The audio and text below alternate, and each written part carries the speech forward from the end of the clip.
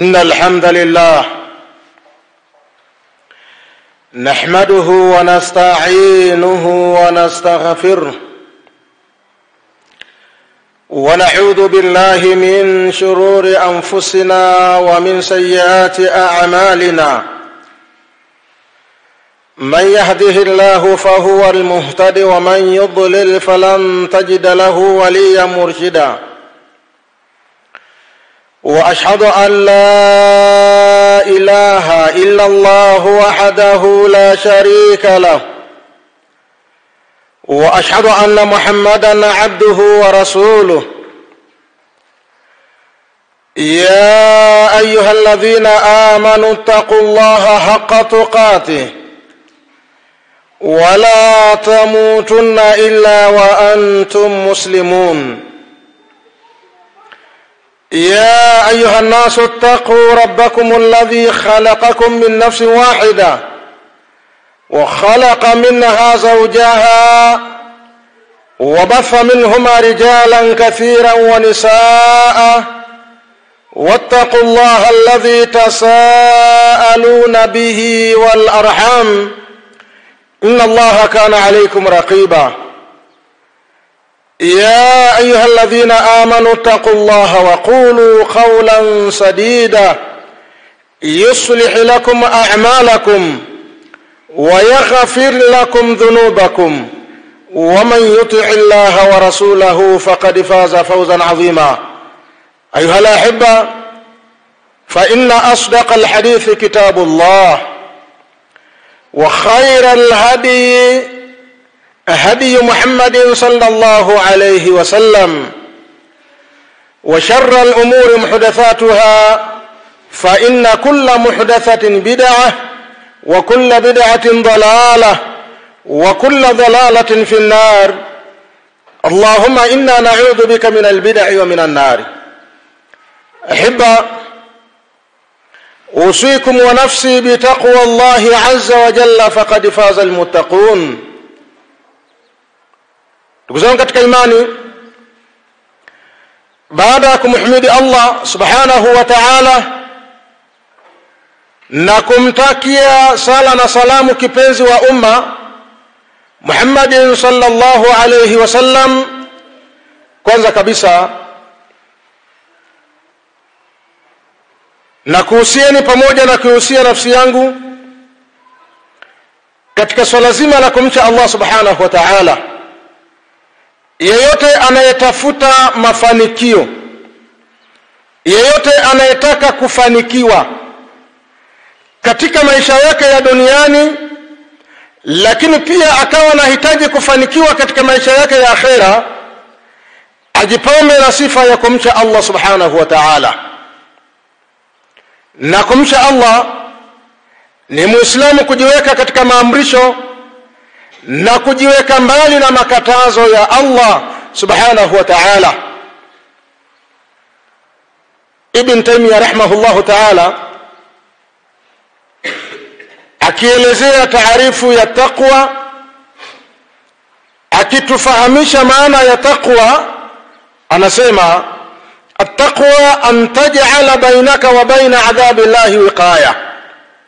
Taqwa maana yake ni wewe kujiwekea kati yako na kati ya adhabu ya Allah subhanahu wa ta'ala ngome, kinga ya kukukinga na adhabu ya Allah subhanahu wa ta'ala, bifi'li al-awamir, kwa kutekeleza maamrisho ya Allah subhanahu wa ta'ala, wa tarki an-nawahi, na kuacha makatazo ya Allah subhanahu wa ta'ala.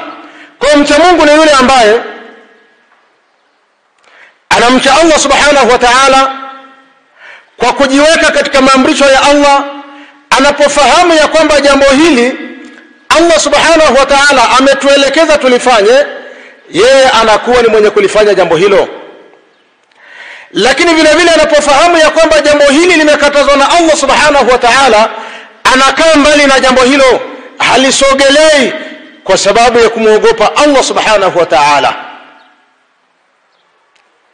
Ahibatu fillah, ndugu zangu katika imani, khutba yetu ya leo ina kichwa cha habari kinachosema min huquqil jari, miongoni mwa haki za jirani,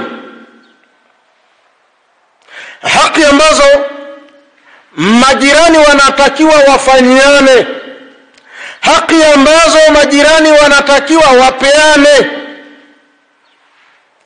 Na kutokana na kutokufahamu hizi haki, watu wanaishi katika mazingira magumu, watu wanaishi katika maisha ya chuki, watu wanaishi katika maisha ya kutokuelewana, watu wanaishi katika maisha ya kutokusalimiana. Na hawa ni majirani, wanakaa karibu lakini wanaishi katika mazingira hayo. Je, maisha kama hayo yanaridhiwa na Allah subhanahu wa ta'ala? Maisha kama hayo yanakubaliwa na Uislamu au hayakubaliwi?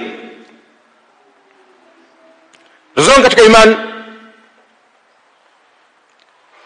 leo imefikia mahala watu wanaishi kwa uadui mpaka mtu anatamani kuhama, anatamani kuuza nyumba yake kwa sababu ya uadui alionao na jirani yake.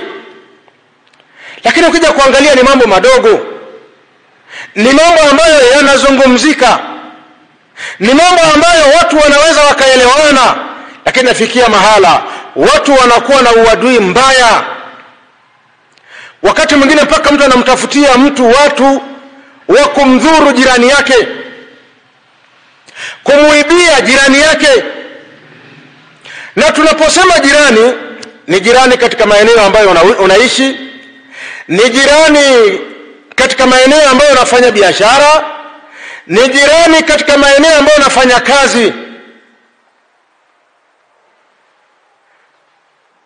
Watu wamekuwa na uadui mbaya katika maeneo ya kazi, watu wamekuwa na uadui mbaya katika maeneo ya maisha,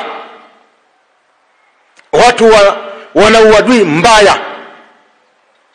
Cha kushangaza, yawezekana wote hawa ni Waislamu ambao wana muongozo wa Allah subhanahu wa ta'ala na wana muongozo wa Mtume sallallahu alayhi wasallama, lakini bado wanaishi katika mazingira hayo magumu. Ahibatu fillah, mazingira hayo yanapelekea mpaka watu kuanza kuhusudiana, yanapelekea mpaka watu kuanza kulogana, yanapelekea mpaka watu kuanza kudhuriana kutokana na kutokutambua haki za jirani ni zipi. Ndugu katika imani, Mtume sallallahu alayhi wasallam katika hadithi iliyopokelewa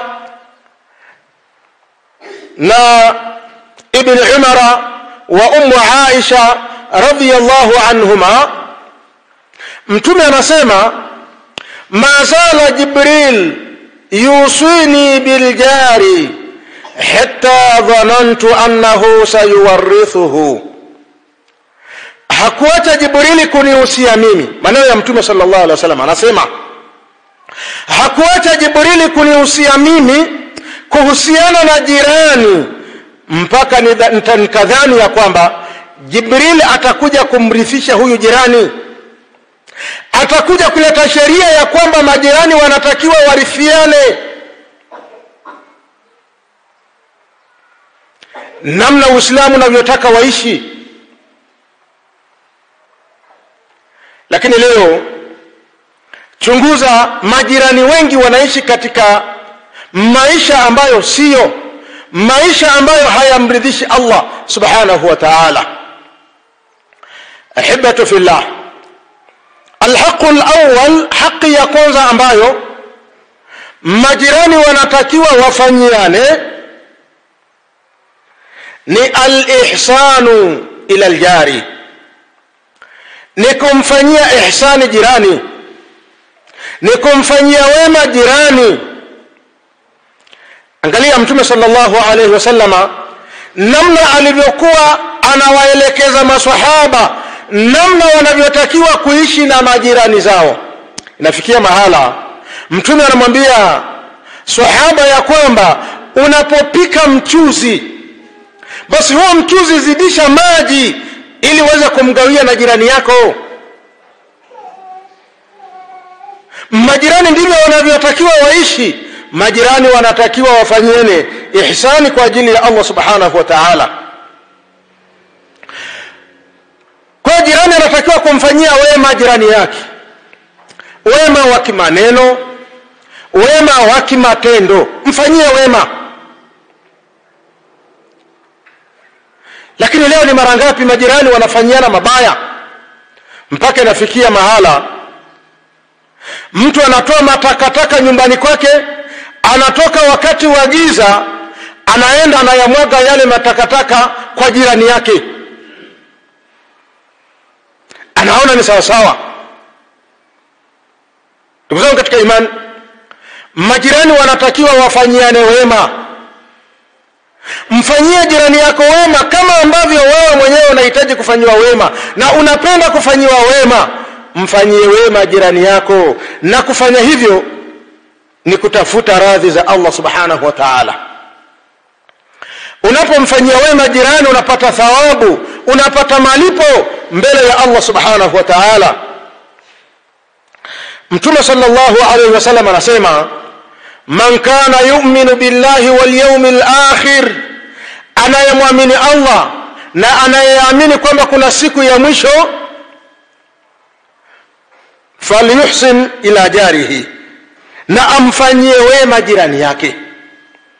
Haya ni mafunzo na maelekezo ya Mtume sallallahu alayhi wasallam kuwaelekeza waislamu ya kwamba anayeamini ya kwamba kuna siku ya mwisho na watu watakwenda kulipwa kutokana na yale waliokuwa wakiyafanya duniani, falyuhsin ila jarihi, na amfanyie wema jirani yake, na amfanyie mazuri jirani yake. Lakini mtu ambaye hana imani ya kumwamini Allah subhanahu wa ta'ala, wala hana imani ya kuamini kwamba kuna siku ya mwisho watu watakwenda kulipwa kutokana na matendo yao, watu watakwenda kulipwa kutokana na maneno yao, haamini hivyo, huyo hataweza kumfanyia wema jirani yake. Kwa haki ya kwanza ambayo majirani wanatakiwa kufanyiana ni kufanyiana wema kwa ajili ya Allah subhanahu wa ta'ala. Tuzao katika imani, yanbaghi an na'lama annahu laysa min al-imani an yashba'a ar-rajulu wa jaruhu ja'i'un. Ahibatu fillah, yatakikana tufahamu ya kwamba haitakikani kabisa mtu yeye awe ameshiba na familia yake na jirani yake na familia yake wanalala njaa. Haitakiwi na si katika imani. Mtume sallallahu alayhi wasallam anasema, laysa almu'minu alladhi yashba'u wa jaruhu ja'i'un ila jambihi. Hana imani yule ambaye anakula na anashiba na jirani yake ana njaa aliye pambizoni mwake. Huyu ana imani. Mtume anamvua imani mtu huyu. Kwa nini anakosa imani? Amekosa imani kwa sababu ya yeye kushiba na jirani yake analala njaa, na jirani yake hana chakula. Huyu ana imani. Angekuwa na imani angemgawia na jirani yake chakula aweze kula kwa ajili ya Allah subhanahu wa ta'ala. Kwa haki ya kwanza, ndugu zangu katika imani, kila mmoja anatakiwa kumfanyia wema jirani yake. Kila mmoja anatakiwa kumfanyia ihsan jirani yake. Watu wakiishi katika mazingira kama haya, maisha yao yatakuwa ni mazuri. Maisha ya uadui, ndugu zangu katika imani, hayana maana. Maisha ya uadui hayana nafasi katika dini ya Allah subhanahu wa ta'ala.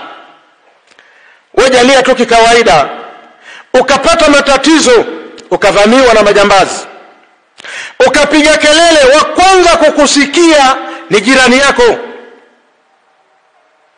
Nyumba yako inaungua moto, wa kwanza kuamka na kuja kuuzima moto huo ni jirani yako. Lakini kama mnaishi katika mazingira hayo, mnaishi katika mazingira ya kutokuelewana, mnaishi katika mazingira ya chuki na uadui, linapotokea tatizo hamtaweza kusaidiana. Anapopata matatizo jirani yako utafurahi, alikuwa anajidai, alikuwa hivi na vile. Kumbe majirani hawatakiwi kuishi katika mazingira kama hayo. Ahibatu fillah, ndugu zangu katika imani, alhaqu thani, haki ya pili kwa majirani ni adamu idha'il jari, ni kutokumuudhi jirani, kutokumkera jirani. Kila mmoja katika watu ambao ni majirani, kila mmoja asiwe tayari kumkera mwenzake, kila mmoja asiwe tayari kumuudhi mwenzake. Na hayo ni maelekezo pia ya dini. Mtume sallallahu alaihi wasallam anasema, man kana yu'minu billahi wal yawmil akhir, anayemwamini Allah subhanahu wa ta'ala na anaamini ya kwamba kuna siku ya mwisho, fala yu'dhi jarahu, na asimuudhi jirani yake. Haya ni mafunzo na maelekezo ya Mtume sallallahu alaihi wasallama. Yeyote mwenye chembe ya imani, yeyote mwenye kumwamini Allah subhanahu wa ta'ala na anaamini ya kwamba iko siku inaitwa ni siku ya mwisho, na katika siku hiyo watu watakwenda kulipwa kutokana na yale waliokuwa wakiyafanya, anayeamini hivyo asimuudhi jirani yake. Amekatazwa na Mtume sallallahu alaihi wasallama kwamba asiwe ni wenye kumuudhi jirani. Tuzangu katika imani, katika hadithi nyingine ya Abu Huraira radhiyallahu anhu, Abu Huraira anasema, amesema Mtume sallallahu alaihi wasallama, wallahi la yu'min, wallahi la yu'min, wallahi la yu'min. Mtume alisema maneno haya mara tatu, wallahi hatakuwa na iman, wallahi hatakuwa na iman, wallahi hatakuwa na iman. Masahaba wakamuuliza Mtume sallallahu alaihi wasallama, baada ya Mtume kuyasema maneno hayo mara tatu, masahaba wakamuuliza Mtume sallallahu alaihi wasallama, man ya Rasulullah, huyu ambaye hana iman ni mtu mwenye sifa gani ewe Mtume wa Allah? Ni mtu wa namna gani ewe Mtume wa Allah? Tueleze mtu huyo tuweze kumfahamu ni mtu wa sifa gani. Mtume sallallahu alaihi wasallam anasema, alladhi la ya'manu jaruhu bawa'iqahu, ni yule ambaye jirani yake hapati amani, hapati furaha kutokana na vitimbi vyake, kutokana na shari zake, kutokana na kero zake. Jirani anakosa amani, jirani anakosa furaha kutokana na vitimbi vyake, kutokana na shari zake. Leo anakuja na vitimbi hivi, kesho atakuja na vitimbi vingine. Kila siku anatafuta namna ya kumkera jirani yake. Tena wengine anakuambia, anawaambia wenzake, ngoja nikanywe pombe, leo nikirudi atanitambua mimi ni nani, ngoja nikamnywe pombe. Anakunywa pombe kwa ajili ya kuja kumkera jirani, anakunywa pombe kwa ajili ya kuleta maudhi kwa jirani yake. Ahibatu fillah, ndugu zangu katika imani, mtu huyu hana imani. Mtu mwenye tabia za kumkera jirani, mtu mwenye kumnyima jirani yake raha na furaha, huyo hana imani. Ndugu zangu katika imani, adhal jari sababun lidukhuli nari, maudhi na kero kwa jirani, hii ni sababu ya mtu kuingia katika moto wa Allah subhanahu wa ta'ala.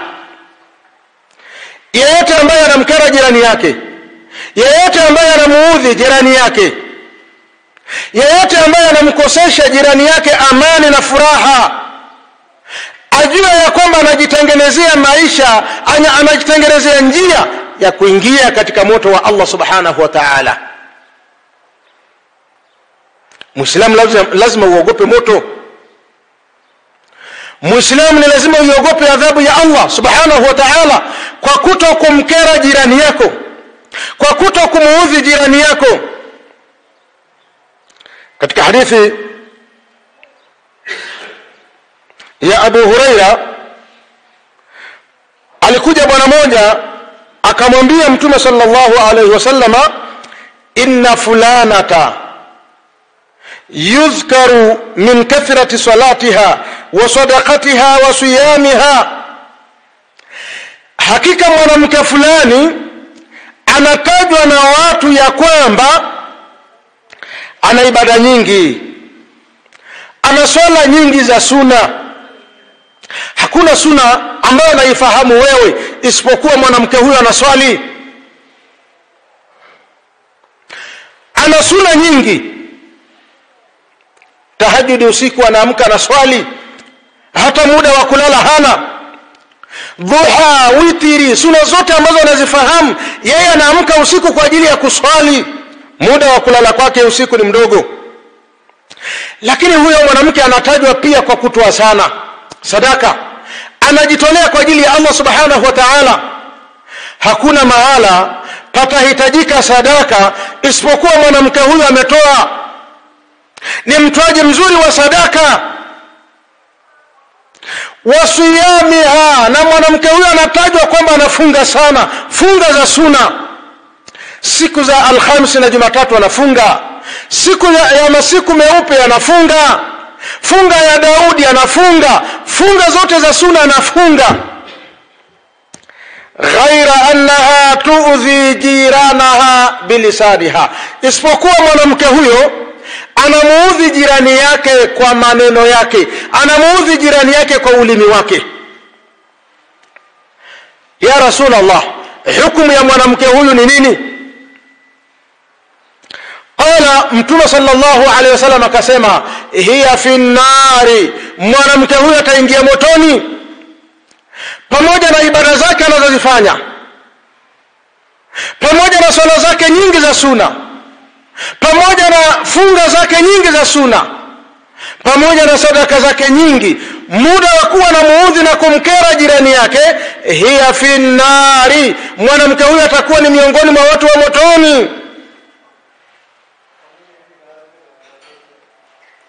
Muulizaji akauliza tena akamwambia, ya Rasulullah, inna fulanata, hakika mwanamke fulani, inna fulanata, hakika mwanamke fulani, yuzkaru min qillati siyamiha wa sadaqatiha, hakika mwanamke fulani anatajwa kuwa nafunga chache za sunna. Yawezekana anafunga Ramadhani mpaka Ramadhani, funga za sunna anazo chache kupita maelezo, na sadaka zake ni chache, na swala zake za sunna ni chache. Bali swala za faradhi tu, lakini ibada za sunna hana, swala za sunna hana. Lakini mwanamke huyu, la tu'dhi jiranaha bilisaniha, hamuudhi au hawaudhi majirani zake kwa ulimi wake. Hana kero na majirani zake, hana kero na watu wake ambao anakaa nao karibu. Ni nini hukumu ya mwanamke huyu ambaye ana mapungufu makubwa katika ibada, lakini mwanamke huyo hawakeri majirani zake, hawaudhi majirani zake? Mtume sallallahu alaihi wasallam akasema, hiya fil janna, mwanamke huyu ataingia peponi pamoja na uchache wa ibada zake, muda wa kuwa hana kero na jirani zake, huyu ataingia katika pepo ya Allah subhanahu wa ta'ala. Kwa ndugu zangu katika imani, majirani wanatakiwa wasiwe ni wenye kuudhiana, wasiwe ni wenye kukerana, na wafanye hivyo kwa ajili ya Allah subhanahu wa ta'ala. Kuna bwana mmoja katika wema waliotangulia, kuna kipindi akawa anaona panya wengi katika nyumba yake. Panya ni wengi, wanamkera, wanamsumbua. Baadaye kuna watu wakamshauri, wakamwambia, ili kuwafukuza hawa panya ukatafute paka. Ukimleta paka hapa, hawa wataondoka, panya wote watakimbia. Yule bwana akasema, ninachelea, ninaogopa kumtafuta paka, huenda hawa panya wakaja wakakimbilia kwa jirani wakaenda wakamkera, na ikawa sababu ni mimi kumtafuta paka wa kuwafukuza panya hawa kuelekea kwa jirani yangu. Sipendi nimkere jirani yangu, sitaki nimkere jirani yangu. Na ndivyo waislamu wanavyotakiwa kuishi hivyo kwa ajili ya Allah subhanahu wa ta'ala. Kwa ndugu zangu katika imani, miongoni mwa haki za majirani ni kutokuudhiana, ni kutokukerana kimaneno, kivitendo, kivyovyote vile.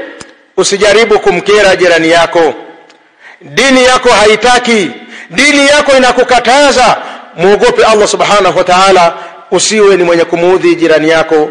aqulu ma tasma'un astaghfirullah li wa lakum wa lisairil muslimina wal muslimat fastaghfiruhu innahu huwal ghafurur rahim wa huwal barrul karim.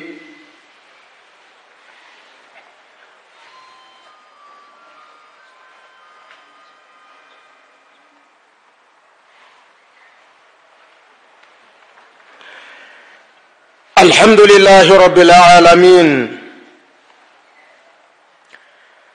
والصلاة والسلام على أشرف المرسلين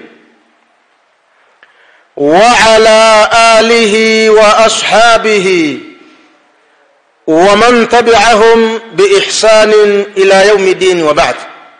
أحبة في الله، خطبة ya leo inatukumbusha kunako na haki za jirani,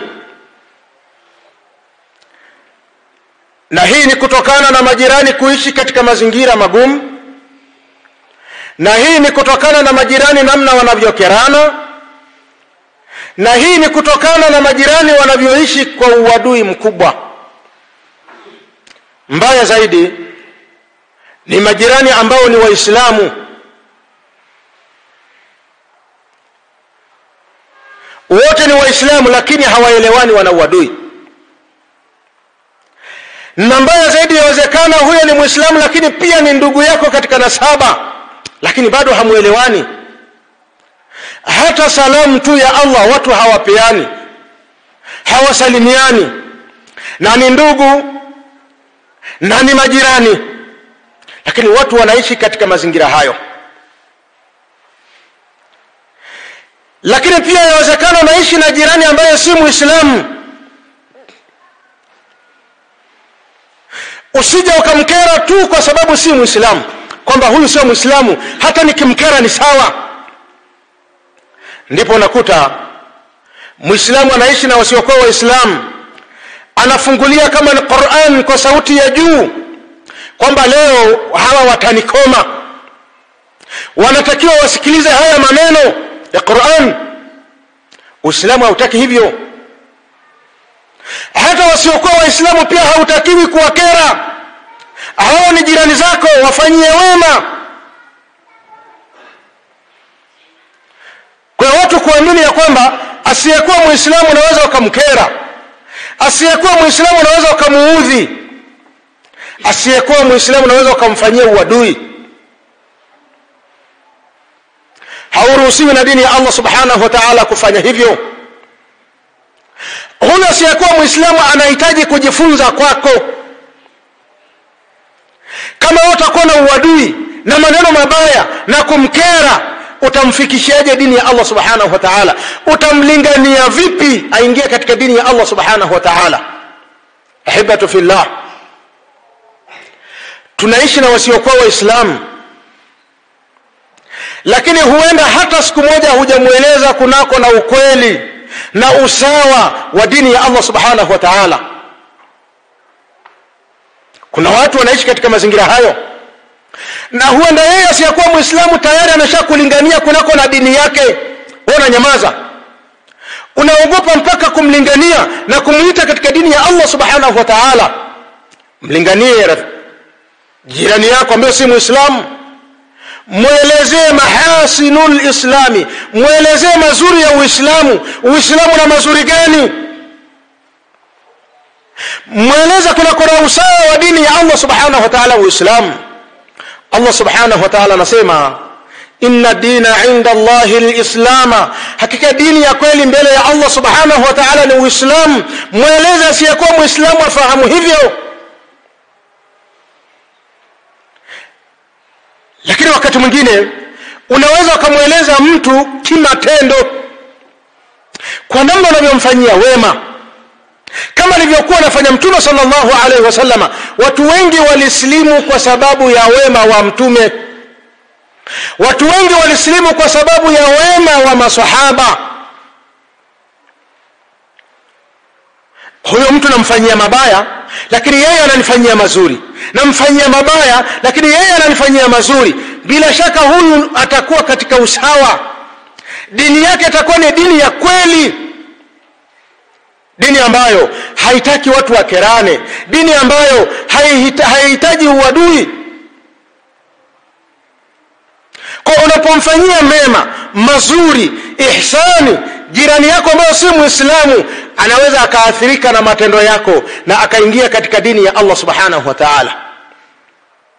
Lakini kama unamfanyia maovu, mabaya, unamkera, atakuchukia wewe na ataichukia dini ya Allah subhanahu wa ta'ala, mpaka nafikia mahala anapomuona hata Muislamu mwingine anapita, sema hawa Waislamu siwapendi, hawa Waislamu sitaki hata kuwaona. Kwa nini anayasema maneno hayo? Anayasema maneno hayo kutokana na yale aliyofanywa na Muislamu. Ahibatu fillah, tusiwaudhi na kuwakera majirani zetu, wawe ni Waislamu wawe si Waislamu, tusiwakere majirani zetu. Dini ya Allah inakuelekeza na kukuamrisha hivyo. Ahibatu fillah, alhaqu thalithu, haki ya tatu, as-sabru ala adha al-jari, ni kusubiri juu ya maudhi unayofanyiwa na jirani yako. Usifanyiwe maudhi na wewe ukalipiza maudhi, usifanyiwe kero na wewe ukalipiza kero, usifanyiwe mabaya na wewe ukamfanyia mabaya jirani yako. Kwa unapopata mtihani wa kukaa na jirani muovu, awe ni Muislamu awe si Muislamu, kukaa na jirani mbaya, miongoni mwa haki zake ambazo unatakiwa kumfanyia wewe ni kumsubiria, kuwa na subira juu ya maudhi ambayo anakufanyia. Kwa hiyo wewe usije ukaanza kumfanyia mabaya na kumfanyia vitimbi kwa sababu amekufanyia mabaya. Farubama yubtala almar'u bijarin sayyi'il jiwari, mtu anaweza akapata mtihani wa kumpata jirani mbaya, jirani muovu, jirani mwenye kero, mu'tadin, mwenye kumfanyia uadui, athimin, mwenye kumfanyia madhambi, mwenye madhambi makubwa. Fa alayhi an yasbira ala adhahu, ni juu yake kusubiri juu ya maudhi ambayo anafanyiwa na jirani yake. Wa hadha min husni aljiwari, na huko ni katika ujirani mwema kufanya hivyo. Kafu al-adha an al-jari, kujizuilia.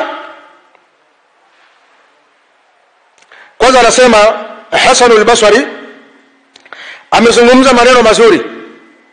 Hasan al-Basri anasema laisa husnul jiwari kaffa al-adha, kumfanyia wema jirani sio kujizuilia na kumkera tu. Laisa husnul jiwari, si kumfanyia wema jirani, kaffa al-adha, ni kujizuilia na maudhi na kero zake, anil jari. Walakin husnul jiwari, lakini pamoja na ujirani mwema ni as-sabru ala al-adha min al-jari, ni mtu kusubiri kutokana na maudhi ya jirani yake. Kwa miongoni mwa haki za jirani ni wewe kuwa na subira juu ya maudhi na kero ambazo anakufanyia jirani yako. Anakufanyia mabaya, subiri, na ikiwezekana wewe mfanyie mazuri, mfanyie mema. Anakufanyia mabaya, mpe zawadi, kwamba bwana leo nimekuletea zawadi hii hapa, lakini amekukera kweli. Amekufanyia mabaya, wewe unamfanyia wema. itafikia mahala hata yeye mwenyewe akaona aibu ya kuendelea kukukera, lakini mkaanza ligi ya mabaya na wewe unamfanyia mabaya, anakufanyia vitimbi na wewe unamfanyia vitimbi, anakukera na wewe unamkera. Mtaishi na uadui wa milele usioisha mpaka mtaondoka katika dunia hii hali ya kuwa nyinyi ni maadui. Kwa ndugu zangu katika imani, miongoni mwa haki za jirani kwa jirani yake ni pale unapoonjwa na Allah ukapewa jirani mbaya. Kuna majirani wabaya, wanatukana matusi makubwa, atakukera kwa maneno, atakukera kwa vitendo, kila siku ni mtu wa kukukera. Kuwa na subira kwa ajili ya Allah subhanahu wa ta'ala, utapata malipo yake mbele ya Allah. Lakini huenda hili likawa ni funzo kwake kwamba huyu namfanyia mabaya lakini hajibu mapigo, namfanyia vitimbi lakini hajibu. Iko siku na yeye atajifunza na atarejea na ataacha kufanya yaliyokuwa mabaya. Ahibatu fillah, ndugu zangu katika imani, hutuba yetu ya leo ilikuwa inaelezea miongoni mwa haki wanazotakiwa kufanyiana majirani. Kwa tumetaja kama haki tatu. Ya kwanza tumesema kwamba majirani wanatakiwa wafanyieni wema, majirani wafanyiane wema. Lakini ya pili, kutokuudhiana, kila mmoja ajizuilie na kumkera na kumuudhi jirani yake. Lakini haki ya tatu ni kila mmoja awe na subira na mwenzake, hasa pale ambapo utaonjwa na Allah subhanahu wa ta'ala kwa kupewa jirani muovu, kwa kupewa jirani mbaya. Kuwa na subira kwa ajili ya Allah subhanahu wa ta'ala, usilipize mabaya kwa mabaya. Ahibatu fillah, inna Allaha wa malaikatahu yusalluna ala an-nabi ya ayyuhalladhina amanu sallu alayhi wa sallimu taslima. Allahumma salli ala Muhammadin wa ala ali Muhammadin kama sallaita ala Ibrahim wa ala ali Ibrahim wa barik ala Muhammadin wa ala ali Muhammadin kama barakta ala Ibrahim wa ala ali Ibrahim fil alamin innaka Hamidum Majid. Allahumma a'izz al-islam wal muslimin وانصر الإسلام والمسلمين واخذل من خذل المسلمين. اللهم إنك عفو تحب العفو فاعف عنا. اللهم إنك عفو تحب العفو فاعف عنا. اللهم إنك عفو تحب العفو فاعف عنا. اللهم اغفر للمؤمنين والمؤمنات والمسلمين والمسلمات الأحياء منهم والأموات. ربنا آتنا في الدنيا حسنة وفي الآخرة حسنة وقنا عذاب النار. والحمد لله رب العالمين.